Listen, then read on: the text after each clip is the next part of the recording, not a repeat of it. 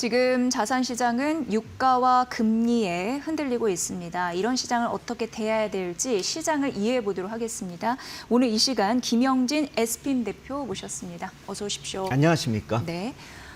대표님 오늘 검은 월요일입니다. 전반적으로 대외 악재 끝날 때까지 끝난 게 아니라고 하더니 결국 이렇게 되네요. 네. 그런데도 위기를 기회로 바꿔야 되는데 일단 전반적으로 봤을 때 유가 때문에 흔들리는 것 같습니다. 네. 예. 유가가 인플레이션을 자극시키고 네. 또 인플레이션이 자극되니까 금리도 또 올라가고 있는 그 모습이 시장으로 다시 자산시장 전체적으로 좀 무겁게 좀 압박하고 있다 이렇게 봐야 될 것 같습니다.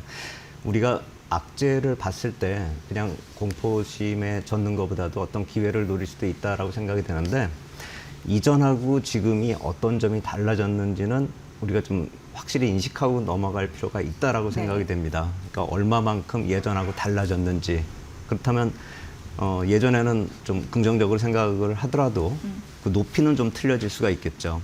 그러니까 이 악재가 지나간 다음에 다시 원위치가 될 수도 있겠다라고 생각은 할 수 있어도 이제부터는 그 달라진 점들을 좀 비교해서 예전보다 높이가 좀 낮아질 수도 있다라는 점은 우리가 좀 생각을 해볼 필요가 있다 이렇게 생각이 됩니다. 네.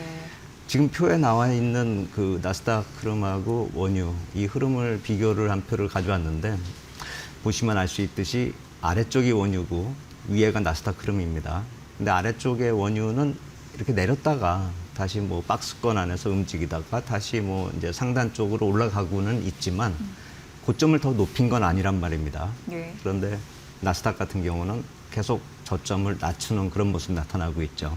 저게 지난주 후반의 흐름이었는데 지난주 후반부터 이 자산시장 흐름이 많이 상대적으로 좀 약해지기 시작했다라는 네, 거죠. 예. 예, 원유 영향도 많이 받고요. 그리고 또 그 영향이 금리를 자극시키다 보니까 점차 악재의 힘이 더 강해지고 있다 이렇게 생각이 되는 거죠. 그래서 보통 이제 원유가 올라가면 당연히 하락을 하겠죠. 원유가 빠지면 상승을 하고 회복을 해야 될 텐데 이제 그런 모습이 나타나지 못하고 있다라는 점이 단순히 이제 유가에만 연동된다라는 게 아니라 그게 자극하는 요인들이 점차 확산되고 있다라는 점. 그래서 그 어떤 쪽으로 확산이 되고 있는지 그거를 좀 우리가 좀 파악하고 시장을 볼 필요 있겠다 이런 생각이 듭니다. 네. 대표님 사실 유가가 굉장히 높으면 금리 인하를 못하는 상황인 거잖아요. 그렇죠. 그런데 주식시장은 금리 인하를 원합니다. 하지만 이런 상황이 안 되는 거죠. 네. 오히려 어떤 나라에서는 금리 인상의 깃발을 좀 들으려고 하는 흐름들이 나타나고 있어서 그렇죠. 또 불안해하는 것 같습니다. 지난주에 예. 호주가 금리 인상을 했고요. 예. 그리고 ECB 같은 경우도 그리고 또 일본 같은 경우도 이제 금리 인상할 가능성을 시장에 소통을 하고 있습니다. 그러니까 갑자기 올려버리면 시장이 충격을 받을 텐데 그걸 피하기 위해서 통화정책회의 때 좀 안 좋게 좀 무겁게 코멘트를 날리고 하는 그런 모습이 나타나고 있는데 실제로 금리 인상을 한 나라는 호주하고 러시아 정도 지난주까지 나타났고요. 그래서 향후에 어떻게 될 것인지 그게 중요할 텐데 미국 같은 경우도 금리를 인상한다라는 설이 이렇게 나오기도 하고 또 페드의 인사들이 좀 강하게 발언하는 매파적 발언이 나오기도 하고 하는데 흔히 보는 이제 페드워치 툴의 금리 확률을 놓고 봤을 때는 아직까지는 그렇게 금리 인상 쪽으로 돌아서고 있는 그런 상황은 아닙니다. 그래서 보통 우리가 올해에 한 2번 정도 금리 인하를 할 것이다 이렇게 예상을 해왔었던 것이 금리 인하를 안 한다 이쪽으로 간 것이지 금리 인상 쪽으로 확 돌아선 건 아직 아닙니다. 그래서 금리 인하를 안 하고서 계속 가다가 2027년 정도께 금리 인하를 한다. 네. 뭐 이제 이런 정도의 경로를 보면 될 것 같은데 사실 뭐 2027년 얘기를 지금 우리가 어떻게 확실하게 얘기할 수 있는 건 아니고 2026년 올해만 놓고 봤을 때는 금리 인하 물 건너갔다. 이제 이게 시장에서 컨센으로 잡히기 시작했고 우리가 거기에 좀 준해서 생각을 해볼 필요가 있다 이렇게 생각이 됩니다. 그래서 아까 초반에 말씀드렸듯이 뭐가 달라진 거는 우리가 인식을 해야 되잖아요. 네. 그래서 이게 대표적이다라고 생각이 되는 거죠. 금리 인하 2번 정도를 우리가 예상을 하고서 시장을 봐왔었는데 이제 그게 달라진다 하면은 그 여파가 단순히 단기적인 영향이 아니라 향후 중장기적으로 볼 때도 이 목표 주가나 지수나 이게 다 달라진다라는 점을 좀 우리가 인식할 필요가 있다 이런 생각이 듭니다. 네, 결국은 대표님 이 금리 예상치가 달라지는 게 유가 때문이라고 볼 수 있는 거군요. 예, 유가에서 맞습니다. 파생된 흐름들. 네, 그렇죠. 예. 유가에서 파생이 돼서 네. 그것이 이제 기준금리도 건드릴 수가 있고 기준금리 예상치가 틀려지면 당연히 또 실물 유통금리가 틀려질 수가 있고요. 예. 그래서 우리가 한번 22쪽에서 어떻게 보고 있는지 그 인플레이션이 뭐가 달라지고 있는지를 좀 살펴보면 이번에 통화정책회의 때 22가 내놓은 자료입니다. 보시면은 2026년에 인플레이션이 이렇게 확 튀는 걸 우리가 볼 수가 있죠.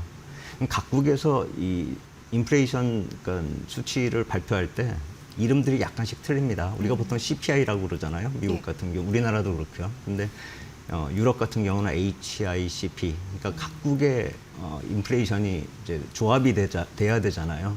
유럽 같은 경우는 유로존은 여러 나라가 이렇게 포함이 돼 있기 때문에 국가별로 이 편차가 약간 있습니다. 비중이 틀리다라는 것이죠. 그래서 독일이나 프랑스, 이탈리아 이쪽이 좀 비중이 높습니다. 네. 그리고 경제가 좀 규모가 작은 나라는 비중이 적고요. 그래서 그거를 각국의 상황을 다 따르게 비중 조절을 해가지고 만든 표가 바로 저거다 이렇게 보시면 되는데 어찌됐건 간에 유로존 같은 경우는 지금 예상보다 많이 올라오고 있는 것이죠. 저 노란 선이 12월 때 예상을 했었던 그 인플레이션 추이고 지금 파랗게 툭 튀어 올라오는 것이 이번 회의 때 나온 그 예상치입니다. 그래서 저런 식으로 올라버리면은 보통 우리가 2%를 목표로 하고 있는 것인데 3%로 툭 튀어 오르고 그게 언제 안정이 되는가 그걸 따져보면은 저 역시 마찬가지로 2027년을 넘어서 2027년 중반이나 돼야지만 예전의 예상치까지 떨어진다라는 것이죠. 아까 페드워치 툴의 금리 추이를 말씀을 드렸는데 그 추이도 저런 흐름하고 거의 유사하다. 예. 저것을 반영하고 있다. 이렇게 보시면 될 것 같아요. 그러니까 20이나 그러니까 유럽 쪽이나 아까 말씀드린 페드워치 툴에서 나타나고 있는 미국 쪽 그쪽에서 저런 인플레이션을 추정해서 그런 걸 예상해서 금리에 이미 반영이 시작됐다. 이걸 우리가 좀 인식할 필요가 있다 이렇게 생각이 듭니다. 네, 유럽 쪽은 확실히 이제 유가를 반영해서 물가가 급등할 가능성 이런 부분을 선제적으로 반영하기 시작했네요. 네, 글로벌 그렇습니다. 국가 대비해서 네. 또 다른 뭐 볼 데이터가 있을까요? 예, 그래서 항목별로 좀 어떻게 달라지나 네네. 그것도 한번 살펴볼 필요가 있는데 저기 보시면은 에너지가 이제 붉은색으로 표시가 된단 말입니다. 주홍색이죠. 근데 2026년 이전에는 에너지 가격이 그렇게 높지가 않았습니다. 비중이 크지가 않았다라는 것이죠. 네. 그런데 아까 이제 3%까지 올라가는 그 모습에서 그 추이에서 어떤 게 비중을 많이 차지하는가 보면은 없었던 저 주황색의 막대기 그 부분이 갑자기 툭 튀어 오르죠. 이게 에너지죠. 유가가 올랐기 때문에 저렇게 밀어 올렸다 보시면 돼요. 초록색이나 나머지 부분은 그대로다 이거죠.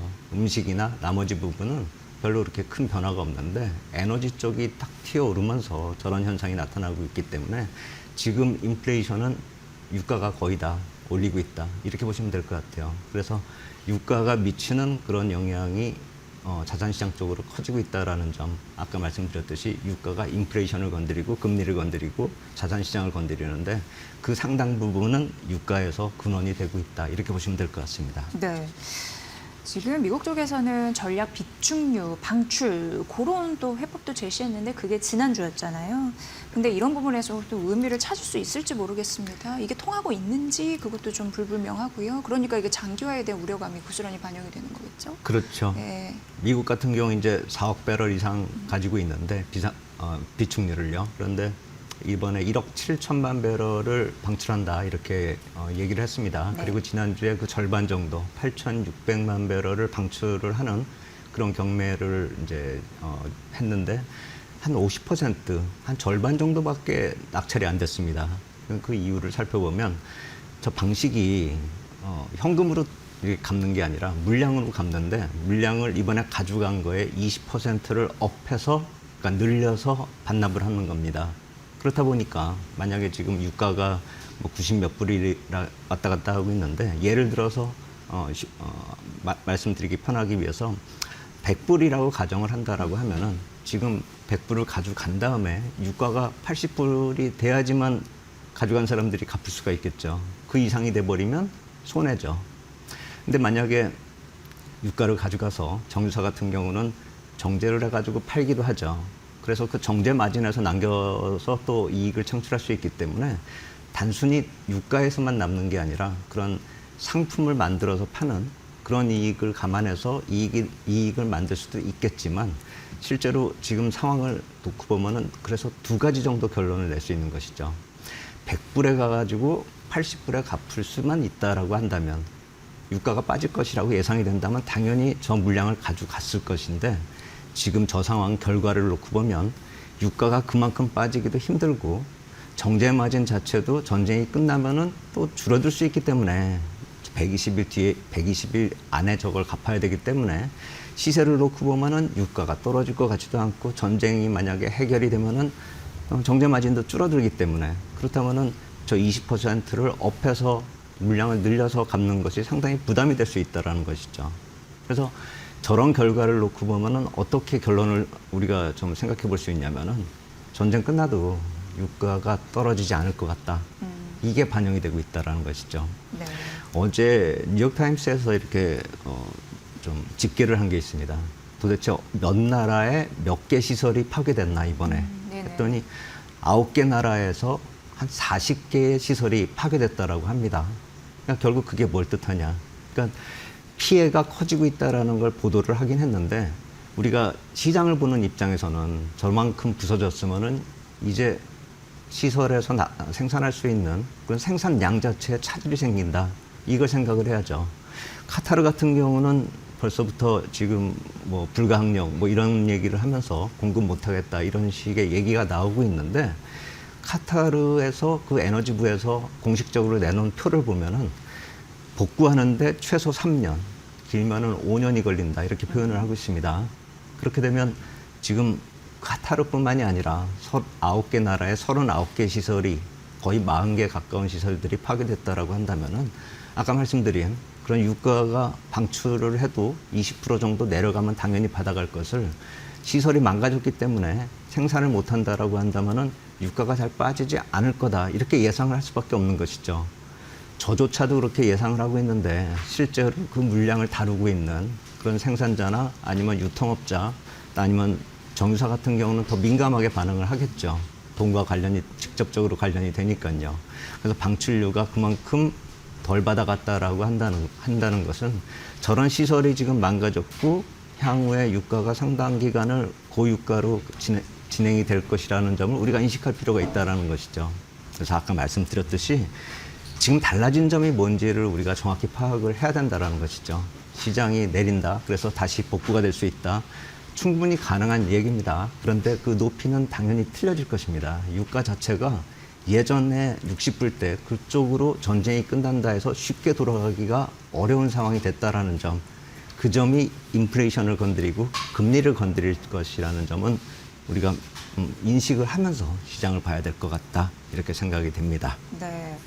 그러면은 어떻게 보면은 유가는 역시나 지속적으로 높은 가격에서 유지될 것이다라는 가능성 그런 부분은 시장은 좀 알고 있다 이렇게 생각해도 될까요? 예, 맞습니다. 시장이 예. 이미 인식을 하고 반영시키고 있다. 가격에 반영이 되고 있다. 이렇게 보시면 될 것 같습니다. 네. 그래서 그런 부분이 또 정제 마진 전략으로도 나오는 것 같습니다. 예, 맞습니다. 아까 말씀드렸듯이 예. 정제 마진 쪽이 만약에 지금처럼 좀 강한 시세가 유지가 된다면 네. 보통 유가하고 좀 연동되고 그런 리스크하고 연동돼서 리스크가 커지는 순간에 초반에는 정제 마진이 좀 커질 수가 있죠. 네네. 그렇다라고 본다면은 뭐 정유사의 수익성도 좀 개선될 수 있고 하겠는데 그게 아니라 이제 전쟁이 끝난다면은 그러면 다시 정제 마진도 축소가 될 것인데 유가는 높아진단 말입니다. 그 역시 마찬가지로 부담이 될 수 있는 것이죠. 그래서 지금 에너지 쪽 기업들이 계속 수익이 낮을 것이다. 뭐 유가가 올라가면 계속 좋아질 것이다. 이렇게 예상을 할 수도 있는데 그건 생산 쪽에서의 수익이 높아지는 것이지 그 이후 단계 제조하고 정제하고 이쪽에서는 제품을 만드는 과정에서는 또 수익성 다시 검토해 봐야 되는 그런 상황이다. 이렇게 생각이 됩니다. 네. 근데 지정학적 리스크에도 미국 시장이 그렇게 막 크게 급락하지는 않았잖아요. 맞습니다. 예, 이건 어떻게 또 설명이 가능한 걸까요? 그러니까 유럽은 이미 뭐 반영하고 막 물가 급등 예상하고 그랬습니다,만 좀 미국은 잠잠한 그런 느낌이 있었거든요. 그렇죠. 예. 지난주에 이제 박스권에서 이탈하는 듯한 그런 모습을 보였거든요. 근데 그 이전까지만 하더라도 고공권에서 이렇게 박스권 정도 흐름이었단 말입니다.